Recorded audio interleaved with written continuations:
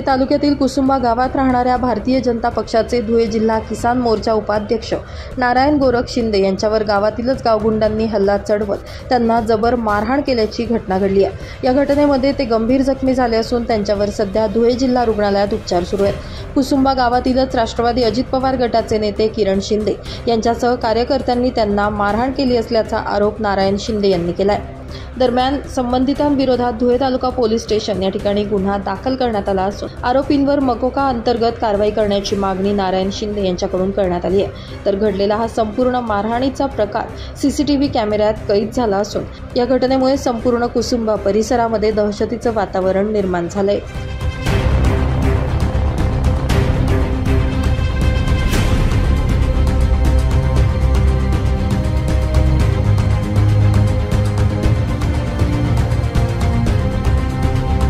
Bureau report, माझा Maharashtra news, Dhule.